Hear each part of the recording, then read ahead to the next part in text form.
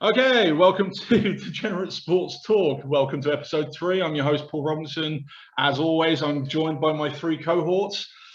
Everybody's favorite redneck, Mr. John Gaskins. Down there in the bottom left corner for me, and wearing that god-awful Green Bay Packers hat, is Mr. Ken Kang.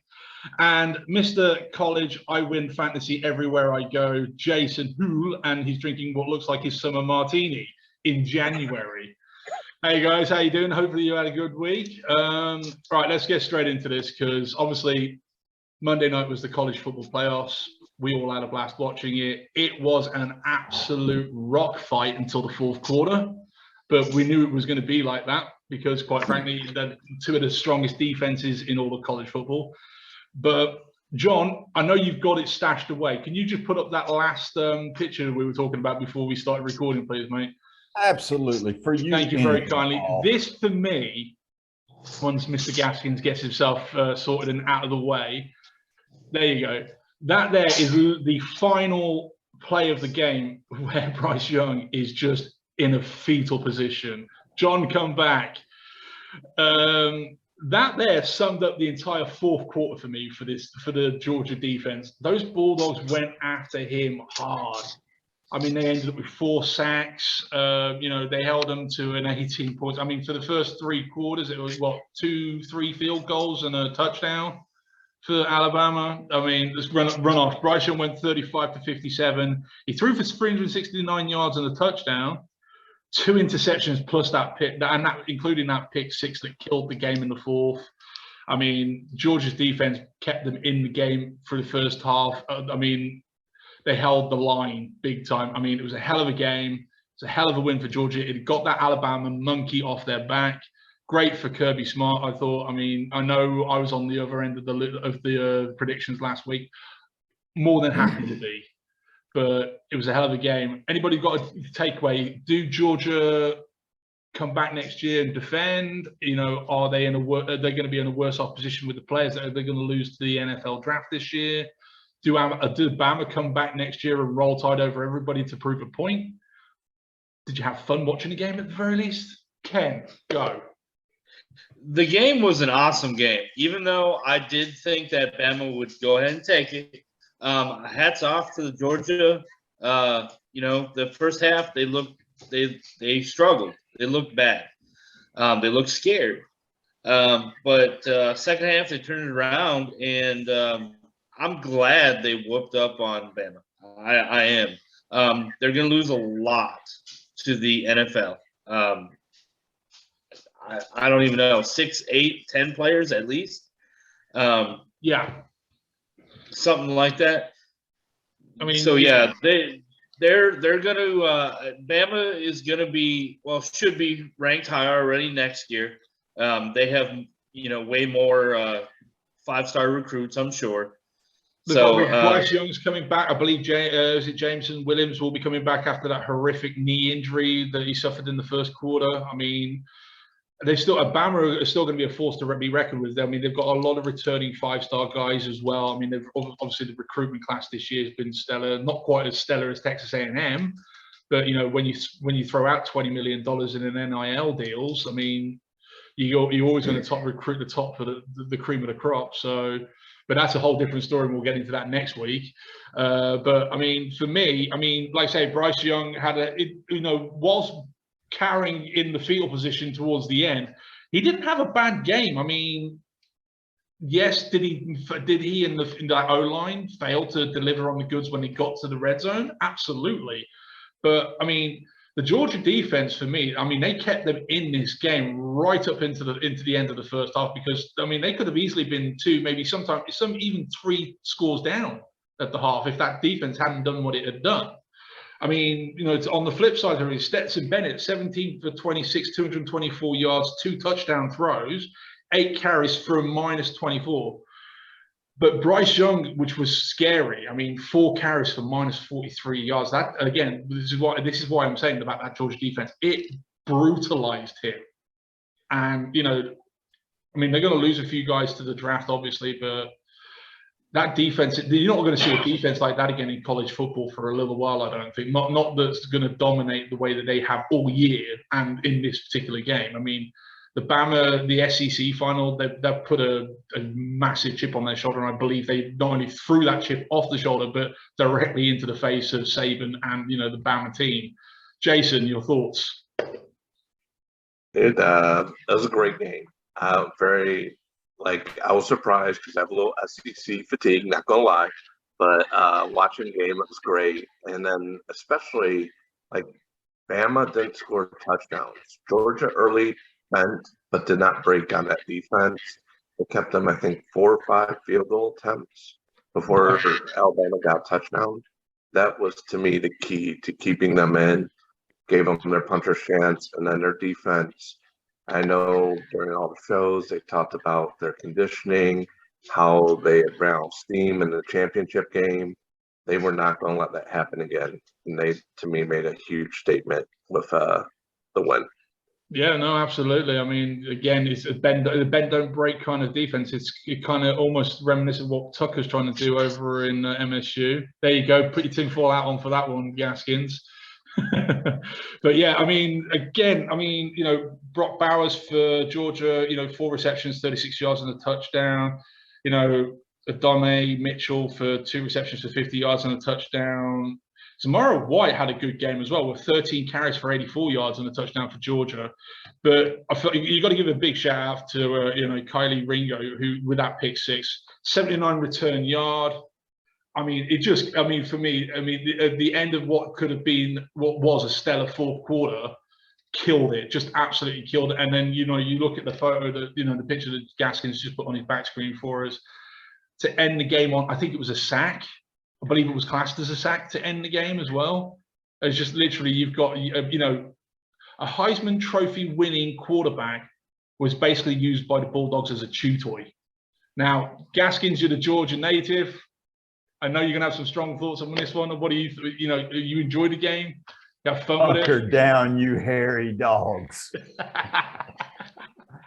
My game experience actually was one that was very unique. I just moved, so we didn't have cable in the bedroom.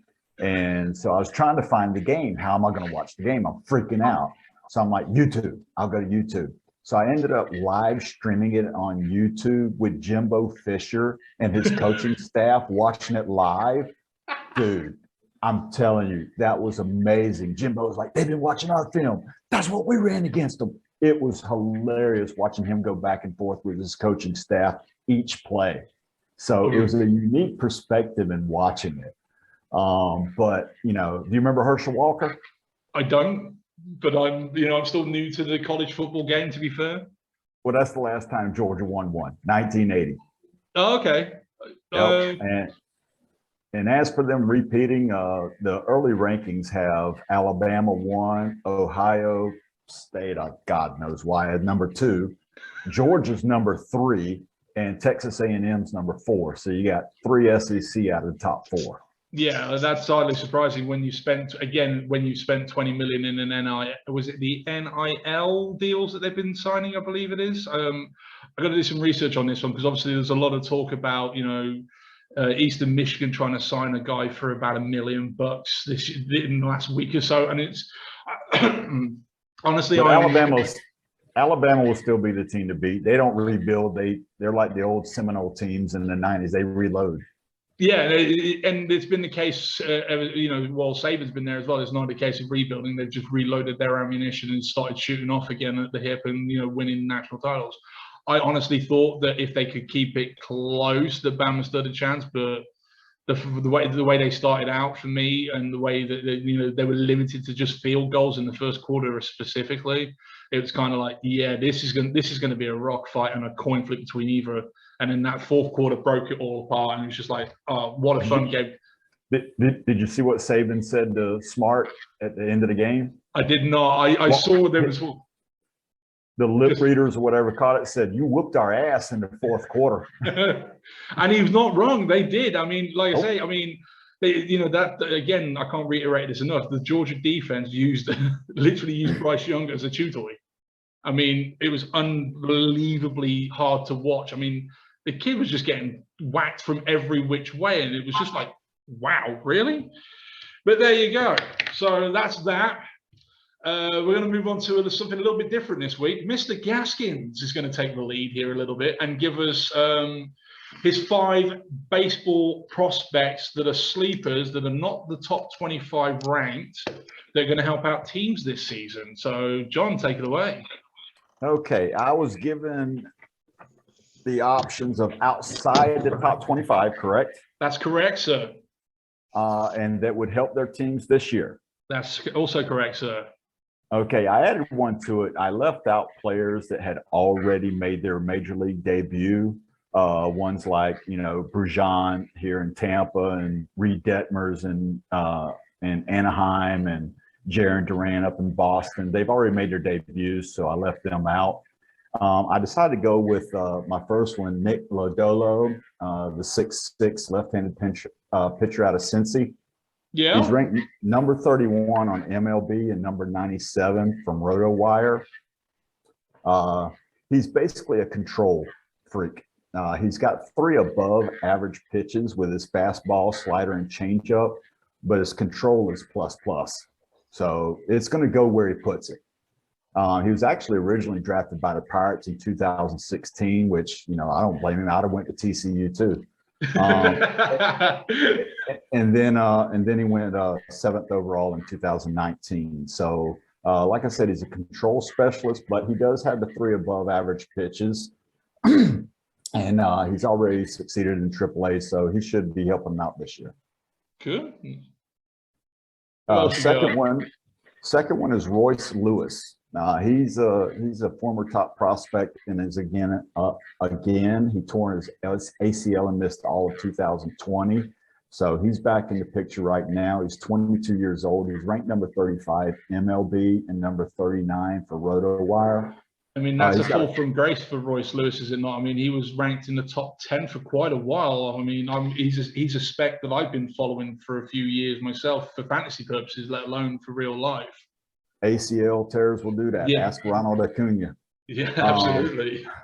But he's got a 55 hit tool with 50 power and 70 speed. So he's got that above average hit tool with average power and then that 70 speed. So yeah, he should be an exciting 5-tool player that can help out this year. With that ACL tear, though, is he going to have issues running? I mean, I know rehab's extensive. He's young, he's fit, but I mean, you find that guys with ACL tears have issues, especially straight off the back, coming back to ball. The speed's just not quite there. Yeah, but keep in mind, he tore it in 2020. So he's had more than enough time to come back and, show that it's sound. Okay. So, I mean, we'll see, It's like every other injury, really, isn't it? I mean, time heals all wounds, I suppose. Yep. No one's worried about Tommy John surgeries anymore. You knew you were going to bring that up. Go on then. Who's next? The third one is I'm dropping down a little bit. Alec Thomas, outfielder for Arizona, 21-year-old left-hand, bats left. He was 2nd round overall in 2018, but he's got a 60 hit tool, 50 power, and 60 speed. So I'm fond of players with the high hit tools, because if you hit, you're going to get runs. If you hit, you're going to score. You're going to get RBIs. If you hit, you're going to, jump your OBP up. It's the batters that have the 40 and 45 hit tools that I stay away from. So with a 60 hit tool, average power, and above average, he's going to be a table setter for Arizona. And there isn't a reason in the world for them not to bring him up this year. It's not like they're doing anything with any of the players they got anyway. This is true. The fourth one is I'm going a little bit deeper. And this is a former top prospect that fell a little bit, and now he's back on the scene again. Nick Prado, first base for KC, 23-year-old, bats left-handed. He was drafted 2017, 14th overall. And I just checked back. In 2018, he was their number 2 prospect, as he is again this year. So a little fall from grace, and then figured it out and came back. But right now he's got a 50 hit tool with 60 power and 45 speed, which means he's not going to clog up the base for you. and 60 fielding. Okay. So, yeah, so he's an above average fielder as well as a decent bat on him. So you got defense as well as the offense right there. Correct. And the 50 hit tool, I think, is really gonna. I think that's low. I think his hit tool probably should be about 55, maybe, because I mean, last year in 445 at bats, he batted 265, 385 on base percentage, and 602 slugging. But here's the thing I like: 157 Ks, but 83 walks. Wow, really? That's not a 50 hit tool. That's so I think he's gonna outdo his rankings. He's 65 on MLB.com and number 43 in RotoWire. Yeah, Prado's another guy that I've been keeping an eye on for a few years for fantasy purposes as well. I like the power hitting lefties for the play first. He can project to play at third as well, though, from what I understand it from a little bit of investigation I did on him when you gave me the names this week. I mean, he can slot in over at third. I mean, I don't know what his defense would be like over there, but I mean, power hitting lefties like that are, they're not exactly what he classes a dime a dozen. So, I mean, right. He's good spec to call out, to be fair. But again, with KC, there's no reason not to bring him up this year. So they're currently circling the drain in the AL Central. I mean, they'll probably want to at some point as well. I think we'll do our divisional projections. Each of us can throw out in divisional projections. I can tell you right now, you're going to pick Detroit for everything. So absolutely not. I don't even think that. I think they make 500 this year if we're lucky, and then after that it's a crapshoot. That will depend on whether or not Hinch stays or not. And I truly did, for your sake, Paul, try to find a Detroit player, but all the prospects suck, so I couldn't really. I did try though. It's appreciated, brother. And the last one, but not least, is actually a shortstop from Philadelphia, Bryson Stott, 6'3", 24 years old, bats left-handed. He was drafted 14th overall 2019 out of UNLV. He's on the back end of the top 100. He's 97 in MLB and actually 107 on RotoWire. But he's one of those kind of like Jeter. Jeter wasn't this hyped up prospect. He's just a grinder. And I think that's what Bryson Stott's going to be for Philadelphia. Although at 6'3", I don't see him staying at shortstop. I mean, you just don't have many 6'3" shortstops out there. But he's got a 55. Transitions to third. Maybe an outfield spot. Yeah. No, I mean third's open. Outfield's going to be a little crowded, but I mean we'll see what Philly does. But he's got a 55 hit tool, 45 power. And then he's 55 across the board everywhere else. So a little light on the power, but above average everywhere else. And like I said, he's just a grinder. Last year he posted 299, 390 on base percentage. Nice. And 486 slugging. So no slight, 16 home runs and 10 stolen bases. So again, he's going to be one of those for fantasy purposes that you draft later in the rounds that, isn't going to hurt you. You can He's like a late round gamble fantasy wise.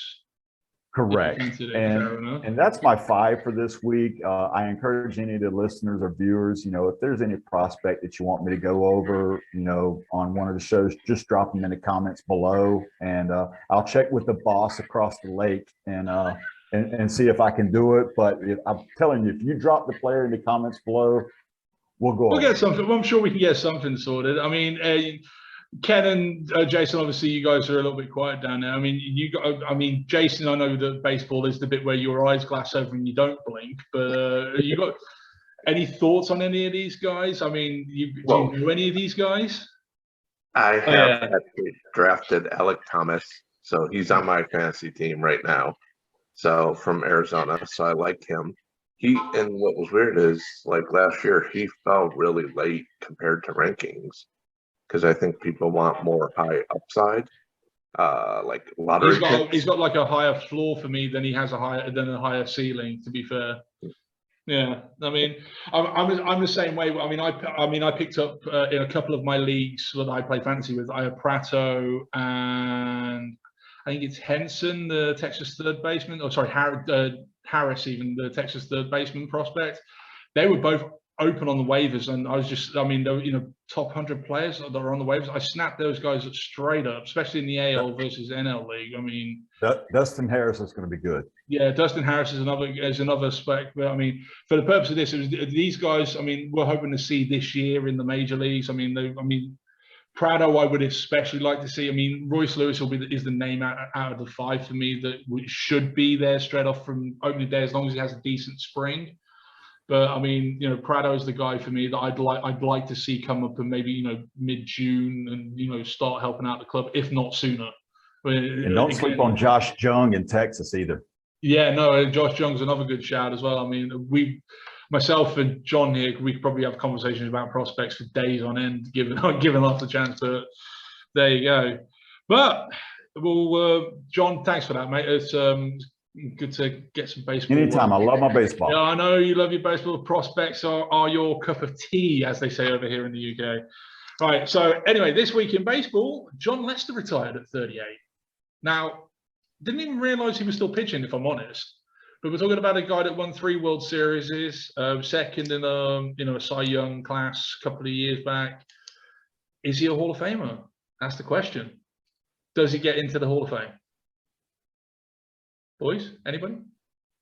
I say no, because he could never throw to first base. Have you seen the videos? Yeah, it's kind of like the Baez. Yeah, it's kind of like the Baez striking out videos. I watch that kind of stuff all the time. It's just like it's painful to watch, but it's also quite funny.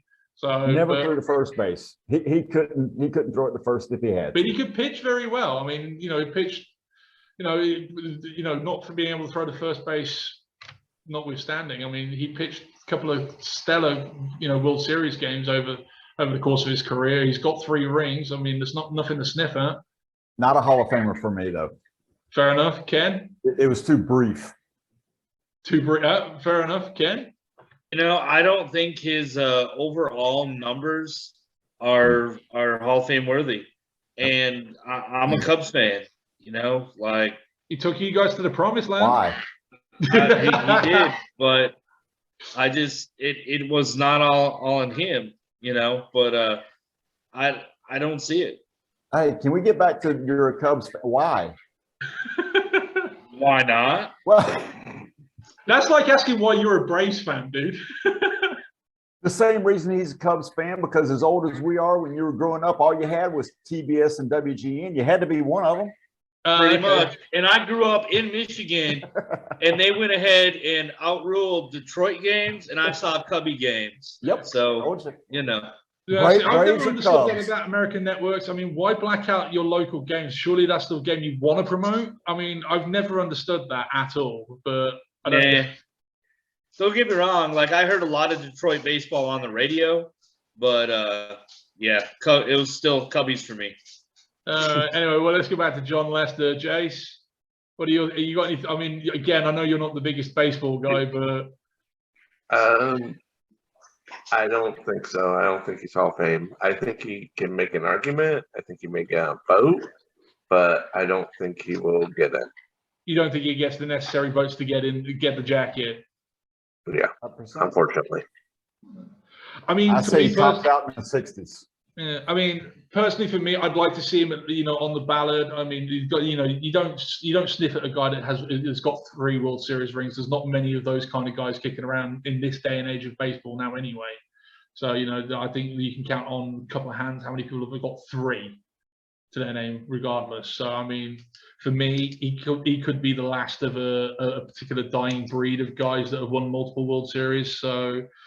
Right place at right time doesn't make you Hall of Fame eligible, Just but it's got to count a long way. I mean, there are guys in the Hall of Fame ballot currently that don't even deserve to be on the ballot, is what I'm saying. But I mean, for a guy like John Lester that has been to the show and has got those rings and has had a decent career and made a lot of money doing it. Kurt Schilling's got some rings too. Yeah, well, let's not go there, shall we? All right. The Yankees, in a very un-Yankees-like move, are being very inclusive with hiring the first affiliated boss of a low A club. So Rachel, now my pronunciation of this is going to be horrible. Rachel Balkova, I believe her name is. Is now the new Yankees low A affiliate manager. First female to ever do it. Former strength and conditioning coach at the Astros and at Driveline Baseball, which is no small thing to be a part of. The good thing for the sport, bad thing for the sport. What do you guys think, Jason? I think it's good because between the baseball and then one of the GM positions in the NFL, they're interviewing a female as well. So I think it's good for them to start getting more inclusive and start breaking glass ceilings. Fair enough. Do you think she does anything down there, or is it just a stunt? Don't know enough about the Yankees, other than not really a fan of them. No Gaskin, stop smiling. I'm getting to you last because you're the local affiliate down in Tampa this week, so you're going to get the drum roll. Come on, Ken. What are your thoughts on this one? I like the hire. Yes, I'm surprised that it came from the Yankees first, but I mean, I love it. I mean, you know, let's get more women, more minorities out there. I mean, you know, I love the play. Now, I'm not exactly sure who they still have on their A farm team, but I know they have some very good prospects in the pipeline. So, you know, she's not coming like one of the Bears' bones. The cupboard's not bare, is what you said. Well, they are, but you know, no, I'm just saying they're not coming from like. I don't even know. Gaskins would be more on this level, but the you know, whatever farm system is low is what I'm trying to get at. I don't think their farm system's that low. It's kind of probably mid-ranking. Hold on. Hey, fair enough. I got two dogs fighting. Sorry. Gaskins, you're our Tampa Bay native at the moment. So, I mean, I know you've had this all over your local media this week. So, come on, give us the redneck report. Well, I think it's a great hire, but I don't give a about inclusivity. I don't give a about glass ceilings. I don't care about it. Hire the best person possible. If she's Asian, woman, trans, I don't give a. Just hire the best person possible. If she was the best hire, she'll prove it on the field. Fair enough. That's the way I feel about it. Well, that's fair enough. I mean, I've been looking for the Tampa Tarpon roster, and honestly, I'm struggling at the moment because I'm obviously working off a tablet. But I mean, you're down there. Give me a second. I got you covered. I knew you would. But I mean, for me, yeah, the inclusivity of having a woman as a manager in a major league organization like the Yankees, I think is fantastic for the sport. It's one of the things that's going to help the sport grow. We over here in the UK, we have inclusively added, women in the baseball teams with the men. I mean, there's absolutely no limits on who plays in what team whatsoever over here, and I think that's fantastic. There are some ball players over here that are female. They're a hell of a lot better than some of the males that play the sport over here, and I think it's just funny as hell. Because you get as you do in every sport, you get the big guys going, oh, I can do this, I can do that, and then you got diminutive like little 5'7" young lady that comes along and smacks a home run straight down your throat. It's just like, hello. So for me, I think it's fantastic. I think the Yankees doing it is a surprise, but personally, I think it's a case of it is what it is. I mean, good for them.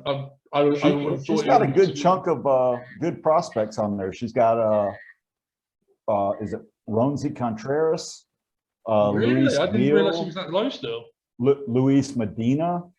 Medina's down there on rehab though. I mean, he got as high as AAA, I believe, at some point.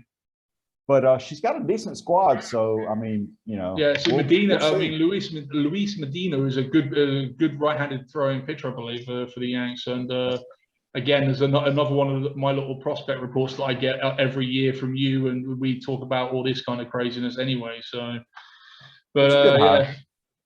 All right, we're going to take a little break, and we'll be back, and we'll be talking the lockout again, because the developing story this afternoon about there's been terms sent over from the MLB, and the players have obviously rejected it. We'll get to that. And we've got some talk on the NFL managers' jobs that are available. And then, obviously, everybody's favorite Muppet of the Week. So we'll be back right after this. Welcome back to DST, where while we were in the middle of a little break, there was a discussion that broke out about Green Bay and Tampa Bay. And it's just like, you two, give it a rest. We'll do that on a quick pod this week. But breaking news in the last few hours, Mr. John Heyman on Twitter is telling us that the MLB have approached the Players Association with ideas about raising younger players' salaries, especially when it comes to the Super Twos type players. And the Players Association have turned it down because they find it's incremental and not good enough, which I don't know all the ins and outs, obviously. But this is the point where John should get his new hat out, quite honestly, because this is where it's going to get interesting. The Players Union, in tweets from Mr. Heyman himself, he says, player unions' disappointment stems from no change from where the MLB was on the luxury tax thresholds and penalties, free agency or revenue sharing. And they prefer to see a greater increase in the minimum player salary than MLB has offered, and have said that both parties are very, very far apart in current negotiations. MLB are dead set against lowering the free agency years from 6 to 5 and will probably not budge, which, you know, if you're going to give something, you've got to take something. And quite honestly, at this particular point, with service time issues notwithstanding, we all know the Chris Bryant disaster with the Cubs and how that all, you know, put a focal point on it, really. But I mean, service time manipulation is key to this collective bargaining agreement this time around for me, as well as getting younger guys paid a fair amount of money for, you know, providing services rendered to play the game of baseball. But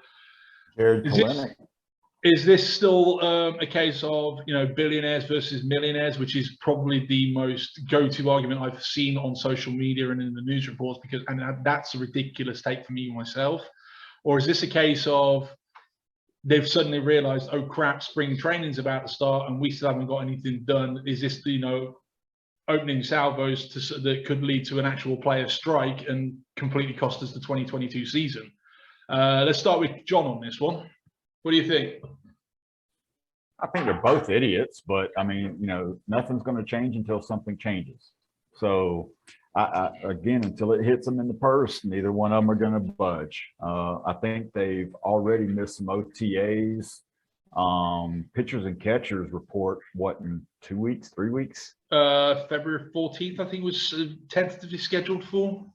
And the first game's at the end of February, and you won't see much of a spring training. You think? You thinking, well, maybe a very shortened 5-week spring training and just get everybody up to scratch and then start the season? If we're lucky. I'm not talking about spring training, but I'm talking about the actual Major League Baseball season. I'm still saying June 1st. I see spring training being wiped out, you know, until it hits them in the pockets. They're not going to talk. It's all about money.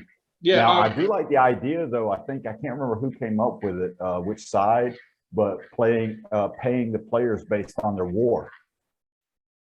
Oh, off the algorithm. Yeah, that's something else that's been said as well. I read a report on RotoWire about things like $100 million payroll floor, and, you know, switching arbitration salaries from, instead of arbitrations, paying off an algorithm. The players aren't going to go for an algorithm at all. I mean, you know, they live and die by the numbers already when it comes to arbitration. And you're seeing so many guys that are completely, from a pay standpoint, really undervalued because they may have an off season when they're in the middle of their arbitration years. And it's kind of like, why should they give that kind of leeway to the, you know, the owners who are, you know, making an absolute killing? Yeah, but the thing is, they're giving to get nothing as it stands at the moment. Yeah, 100 million payroll, right. 100 million payroll floor. That's a good start for me. I like this idea. This is one thing that the owners have proposed this in reports this week that I've read that I actually agree with. as long as it doesn't come with a tether that is a salary cap, or further reductions to the tax threshold and the penalties that come with it. Because at the moment, I mean, I think it's $212 million payroll can be and then they start accruing the luxury tax threshold. They want to. I think one of the biggest things. Both. I'm sorry. One of the other things as well is the I believe that was being discussed was incrementally raising the tax threshold to about 220 over the course of the next couple of years. I mean, to help establish a little trust. I would have thought, if for nothing else, from the league as well as the Players Association. I mean, this could all go to hell in a handbasket very quickly, and if they don't get it sorted, I mean, we said this last week as well, and probably the week before. If they don't get something sorted soon, I think baseball's going to die. I really do. I think they're going to lose the majority of the young fans that they're going to get in with the likes of that are attracted to the sport by your Otanis, by your Acunas, by the Harpers of the sport, and by the Mike Trouts. The fan base has already been teaching. 2020, you saw that already from a fan perspective, that due to the ongoing, negotiations they had with, prorated salaries and, all the bells and whistles that came with the very shortened 60-game season in 2020. I don't, if they can't get this done and get this done now, it eats into February, it eats into March, and then I think, unfortunately, I hate to agree with him, because quite honestly, Gaskins is the baseball guy, but if this keeps going on any longer than it has to, and it's looking more and more likely that it will, that it is going to be, I don't think June 1st is optimistic. I think July 1st might be. Yeah, also, I've changed my tune in a week. That's how bad the situation's getting. I know both sides want to end tanking, so that's going to be complicated. Well, I mean, the other thing as well, Manfred's got to realize is with this report, I mean, 7 teams is all it's going to take to put pressure on Manfred to say, get this done, get it done now, or you're going to be out of a job, because that's all it's going to take to get him out, according to reports. And, there are 7 teams as well that are not going to want to pay a base salary floor of 100 million. So they're going to be, those owners there are going to be like, hell no. I mean, you've got the Pittsburgh Pirates, you've got the Cleveland, baseball team currently, whatever they're going to call themselves this year. The Detroit Tigers, even with the money they spent, I still don't think they're over 100 million in payroll this year. I think they're touching around 90 something million. I'd have to double check. But there are owners out there that are not going to be very impressed with the payroll floor. Fans love it. Players might even agree to it.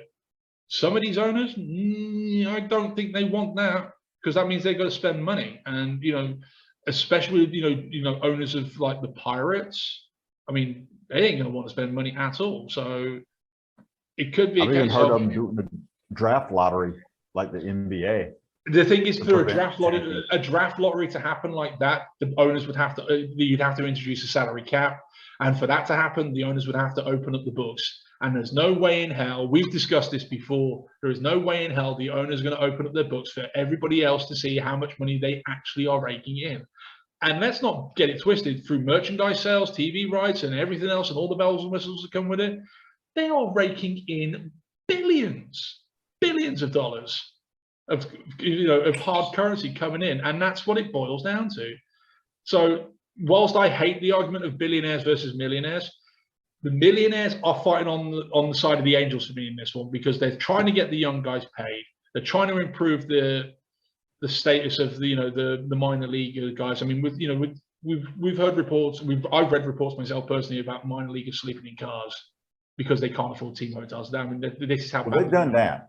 They did that before the lockout. Yeah, I mean, they did that before the lockout. But when it comes down to it, I mean, it's these fundamental issues that are gonna not even just the revenue share. It's going to be those things. And if I'm the owners, and at this point, I would seriously consider this. I would put Manfred's head on a silver platter for the players. Say, listen, here is half the reason why you hate us right now. This guy, take him and let's go. By all means, you can put your tinfoil hat on for this one. This isn't a conspiracy theory. Manfred has ruined the game of baseball. He's worse than Bud Selig, and we all know that. And quite honestly, it's a case of if this stuff isn't sorted soon, baseball's not. I don't think baseball survives this time around. It survived the last time because of the lack of social media. This time, it's not going to be so lucky. It's going to go the way the NHL has gone now.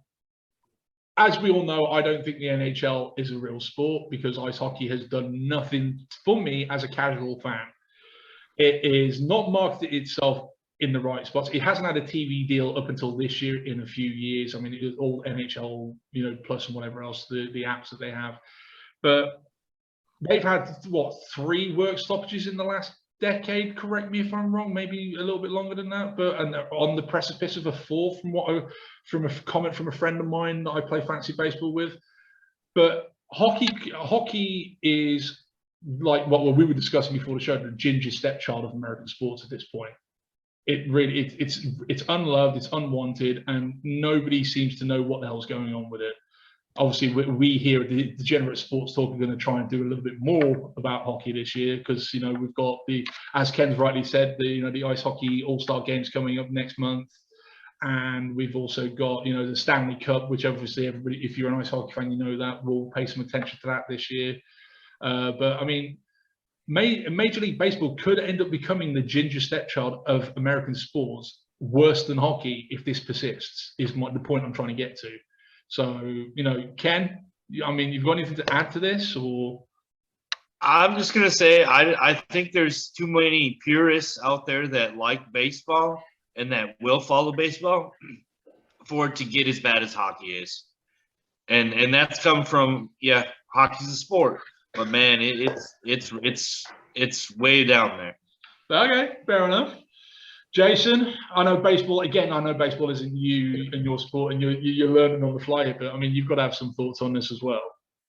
I just think they're going to stay away until money hits. I think John's right there, and I think baseball's already hurting. Like, that's why they did like the game length, the play clocks. Like, they're trying to make it more appealing to more people. And I think the strike's going to set them back on whatever they were trying to do to improve it for the casual fan. John's got himself a Tampa Bay Lightning thing. I'm assuming they're a hockey team, right? 2-time Stanley Cup champions. Okay, fair enough. See, what I know about a Stanley Cup is the Red Wings have won it a lot, and I know that is it the Chicago Blackhawks? Yeah. And then you've got the Predators, obviously the Lightning. I know because they won it last year. Because and the year before. And they went back to back, did they? Okay, fair enough. See, this is my problem with ice hockey. Ice hockey hasn't done enough for me as a casual fan to, make me want to watch it. There's, as we were saying, there's no Bryce Harpers, there's no Shohei Ohtanis, there's no Brady, there's no Rogers, and there's no kind of. I mean, yes, Ken, you can say that there are players out there that are of that ilk, but they're not advertised out there like the guys I've just mentioned. Then the sport isn't promoted. I mean, I think it was on TNT stateside ice hockey games at the moment. Anybody? I mean, I don't think I'm wrong with that. I think that's the first TV deal they've had in a few years. They haven't done enough to market the sport, and I think that's a crying shame because when I was stateside, obviously I went to Port Huron Beacons, who obviously no longer exist, and I loved being there in the ice hockey arena and watching a live game. I thought it was amazing. My first real kind of dipping a toe into the ice hockey rink, so to speak. For me, that was fun. I mean, I tried to watch a little ice hockey when I came back, but it was like, it's hard to find. I don't really know the players, don't understand the sport all that much, and it hasn't been marketed right. Hence the ginger stepchild. So, but there you go. Right, we're going to move on to the NFL because this week the list of managerial positions has grown. Obviously, the Broncos fired Vic Fangio. The Jags fired Urban Meyer because Gaskins made the gag last week about him maybe going to Michigan if Jim Harbaugh left, which obviously did not really sit well with Jason. The Vikings fired Mike Zimmer. Brian Flores and the Dolphins parted ways. The Bears got rid of Matt Nagy, and now the Giants have put Joe Judge in a body bag and shipped him off to sea. And the Giants is what makes this particular bit interesting for me, because up until the Raiders do whatever it is they're going to be doing with, is it Roger Winner, I believe it is? No, so the Raiders do whatever it is with their manager. The Giants could be a semi-decent landing spot for a college coach that still hasn't made up his bleeding mind about what he's doing. Jim Harbaugh has been saying this, in the last week or so, that, especially to recruits of all people, that he's dipping his toe into the NFL waters and seeing what's out there, which should send alarm bells ringing to, the administration in Michigan, especially with regards to what the hell they're going to do with this guy. I mean, the Giants make this interesting now. The Raiders were obviously they've got the ties for Harbaugh, but the Giants make this interesting. Jace, we'll start with you because you're obviously, Michigan Blue down there in the corner. Is he staying? Is he going? What the hell's going on over there? He's Lansing. All right. In all honesty, don't know yet. He's going to entertain it. So he's going to probably, to me, the teams, the Raiders, depending on how they do in the playoffs. Because if they make a run, and they can against Cincinnati, I mean, their defensive ends can make a run, they have a chance to keep that coach and eliminate that, which is one of the biggest ones out there, because first coaching job, Harbaugh knows Al Davis, all that. Yeah. Second one's probably more likely would be Chicago, because he's obviously got ties in Chicago still. Yep, he was drafted by Chicago as a player in the first round, so that won't be more likely. But I also think he may come back to Michigan. He's going to send.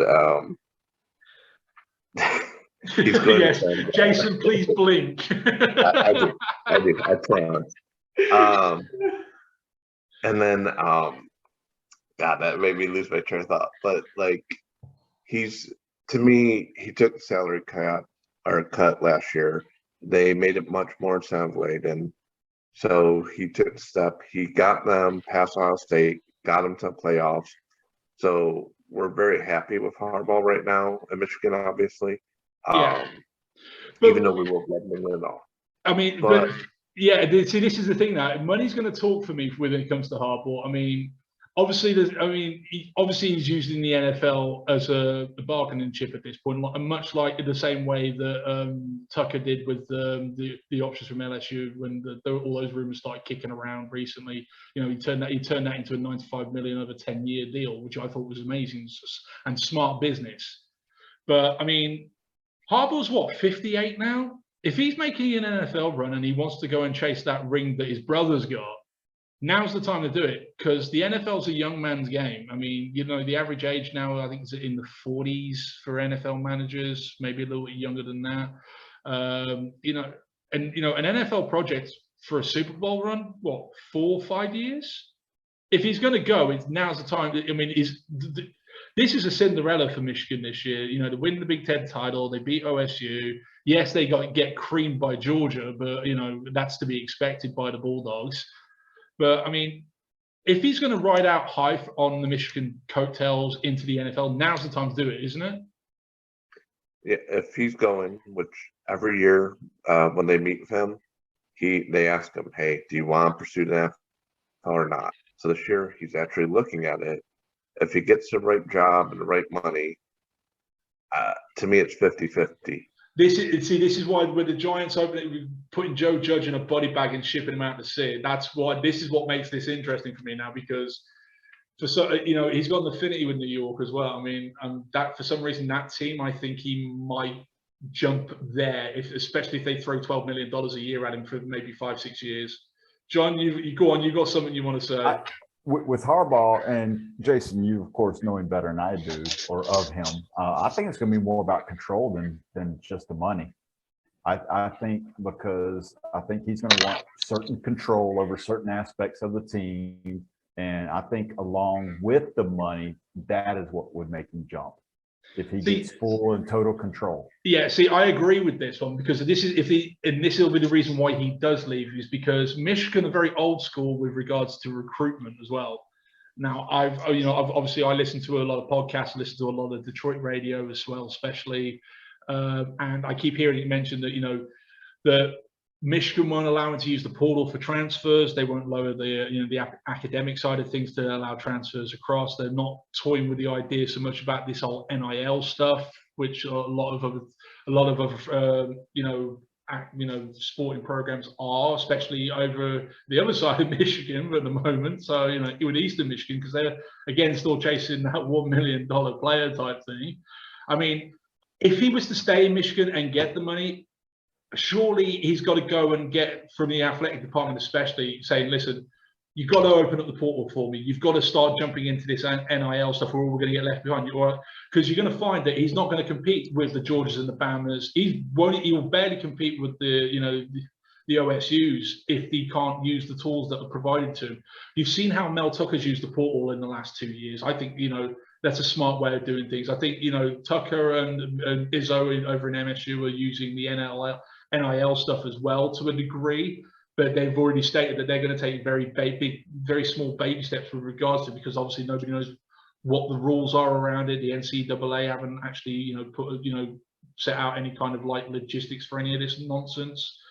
And it's kind of like, unless Harbaugh gets that kind of creative control like they've got over the other side of the, of the line there, I think he does jump. And I do think he takes, if the Raiders' job becomes available, I think he's a shoe in there. I think the Giants make it interesting when it comes to cash and control. And the Giants, with the picks that they've got in the draft as well, makes it very, very interesting for me. Because I think he could come in Harbaugh could come in, make an immediate impact there, pick up a few players that the Giants desperately need, and maybe do something with that team. And they've obviously put Joe Judge in a body bag. Finally the Giants got allowed Matey Boy to retire from the GM spot, which was probably the biggest detriment to the Giants football system for me. But these are things to consider. Ken, I know you're quiet down there, nodding a little bit here and there. You got anything else you want to add to this? I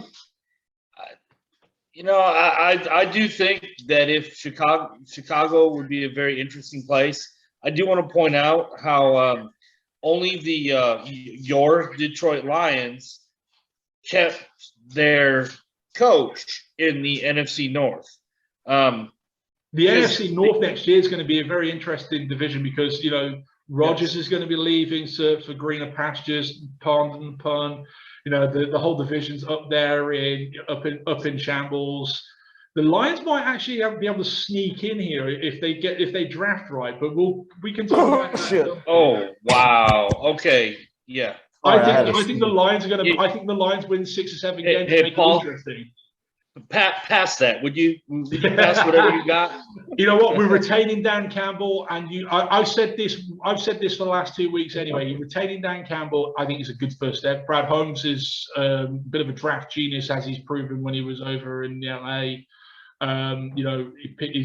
He's got a multiple of picks to choose from. There's a talk about a trade down from 2 for multiple picks in the first round, possibly with an addition of a pick next year as well from a couple of teams in some mock drafts I've seen, which I think would be smart moves to make. Jared Goff. They're trying to mess it up. I mean, they're just here's the thing. I mean, you're absolutely right. The Lions and Detroit in general have a tendency to mess these types of situations up. I don't think Brad Holmes is that stupid. I really think he's the GM that the Lions have needed for 50 years. And finally we've got him. I think he's playing the long game. I mean, you don't sign a guy to a 6-year deal without having to play the long game. We knew this year as a Lions fan, was going to be a train wreck, and anybody that tells you differently is an outright liar. Any realistic fan knew that if they won 3 games, it's a godsend. I expect us to go to 0-17, honestly. I really did. But that's just me. But at the end of the day, keeping Campbell, who's had very limited talent playing at 150% for him, win 3 games, draw 1, and lose the rest. I would prefer to win that last game the way we won it, to get the moral victory and get the unfitted into going into next year as well, personally, and not tank for that number 1 pick. We already know who's taking who in the first 5 picks anyway, if the Lions don't go down anyhow. So it is what it is. I think the Lions, if they have a smart draft, they go maybe 7 and 10, maybe 8 and 9. I think that's where they go personally for next year. I think you do more for Michigan tourism than anyone. Put your tinfoil hat back on, dude. This is because we're going to get to our favorite little, a little partridge in the week. We're going to go with Muppet of the Week. Now, oh crap. This week, I have elected, as this is my brainchild, and yes, Gaskins has got his full hat on for this because of a particular reason. We'll get to that in a second. This week, Aaron Rodgers wins outright. And it isn't because there was a lack of anybody else going for it, because the MLB and the MLBPA had a good running again this week of being Muppet of the Week, being stupid as per usual. But this week, everybody's favorite cheesehead wins it. Leaks. And I say leaks, if anybody saw through this, leaks that he's going to turn the Super Bowl into his own personal circus by not playing and telling Jordan Love that he's going to have to suit up and lead the Packers should they get into the Super Bowl. He's going to, there you go, Captain Cheesehead himself. Should they get into the Super Bowl, he was going to abstain from playing. I'm sorry. And then literally a couple of hours later, it comes out and says it's all horse crap. This was a blatant PR stunt to make it all about him. This is what Rodgers does better than Tom Brady does, because he can't do anything better than Brady on the field at this particular point, right? Oh. He makes it all about him. And quite frankly, now Ken and myself, we were having a discussion on Facebook last week about, Rodgers being MVP. Now, the numbers don't lie. Ken is absolutely right. He's in the front running for MVP. But me personally, I do not like him. I don't like the fact that this off-field stunts. I don't like the fact that he put not only his team in jeopardy with his vaccination status and the fact that he cost them the game against the Chiefs. That for me is not an MVP caliber player. That's the mentality of it's all about me. Oh, look at me. I can't deal with that. That there is selfish, and he's not. And football, let's face it, is a team sport. And quite frankly, he's the quarterback of the number 1 seed, and he's acting like a spoiled 5-year-old. So he wins Muppet of the Week in an absolute uproar. He may very well end up winning MVP, but honestly, I think personally, if Brady goes back-to-back in Super Bowls, and there's a chance that he can, Brady wins it. And Brady will deservedly win it this year because of all the weapons that he's lost and the schedule that he's had. And he hasn't had to put his face on adverts, make it all about him and leak fake news stories just so he can come out and go, it's all a load of crap. So for me, there you go. Aaron Rodgers is this week's Muppet of the Week. By all means, gentlemen, please discuss. Ken, because you're the resident cheesehead here, by all means, go first. Okay. So I will give it that if Brady goes up to Green Bay, to the frozen tundra, and is able to do what he did last year, and subsequently get to the Super Bowl, I would say he would be the MVP, especially with the injuries he has right now. Yep. That being said, I don't see it happening. Green Bay is getting healthy. While Tampa's getting hurt, Green Bay's getting their star players back. That defense, they gave up so much running against, especially Cleveland. Yeah, but they still got everybody's favorite resident diva in the hole. I'm sorry, but I can't trust a guy like that. I personally wouldn't, but that's just me. Well, good thing you don't have to. I mean, he does his speaking on the field. Like the important thing about he wouldn't have won Muppet of the Week this week if he'd have kept his speaking on the field. The way he's conducting himself this season, and especially in the last few days, This is the reason why he wins Muppet of the Week. He's an absolute MVP has tool. nothing to do It does. with It his speaks to the outside character the of the football man. attitude. He's not out there, you know, robbing anybody, doing anything like that, you know, not getting into trouble with the law. I don't know. Have you seen his insurance adverts? He seems to be robbing quite a lot of people, quite frankly. that was hey, State Farm's coming after you on that one. Let him come. Let him come. But no, I mean, I think Rodgers has done more with less. Brady, yes, Brady's thrown more touchdowns. Yes, Brady's thrown for more yards. Okay, I'll give him that. He's thrown for more interceptions. I got to put that up there too. All right, fair enough. And he's had a loaded team where Green Bay's had all the injuries and now is getting healthy. Fair enough. All right, Jason, I'll give you 90 seconds to give me your thoughts on this one, because I've got to hear Gaskins. Dude, I'm gonna pass, man. I'm not even jumping in on this when we do the NFL playoffs. All right, fair enough. I mean, I'm sorry, but if in your eyes, this week alone, is he a worthy winner of Muppet of the Week?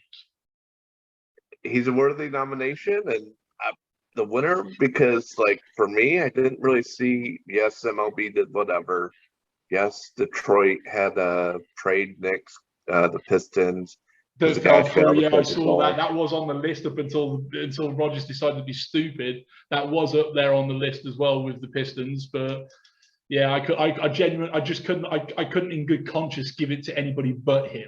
But that's just me. But I definitely think he is a worthy nomination. Fair enough. Go on then, Gaskins. You've got 2 minutes. Go.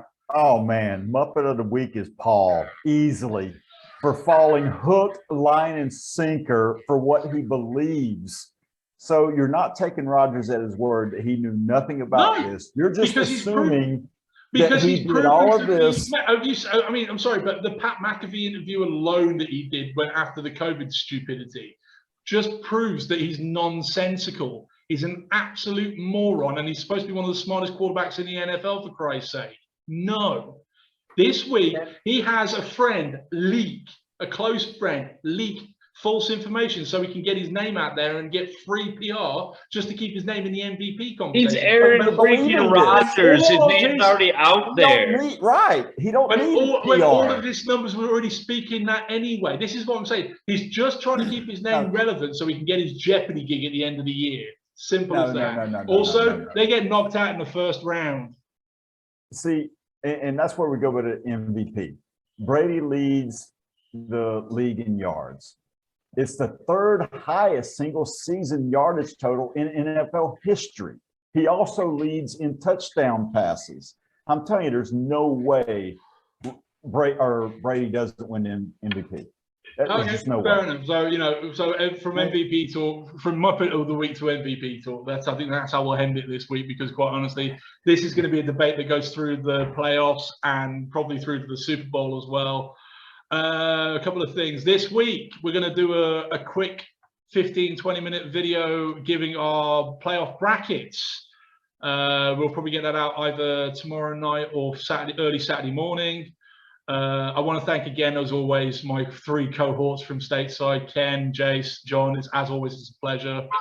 By all means, please view, subscribe, like. You can follow us on Twitter at 3 Yanks and a Brit. The Facebook profile is the page is in the link in the description below the video. Thanks for watching the Degenerate Sports Talk, and we bid you adieu. Night, guys. Night, chap. Good night, guys. All right, go Blue.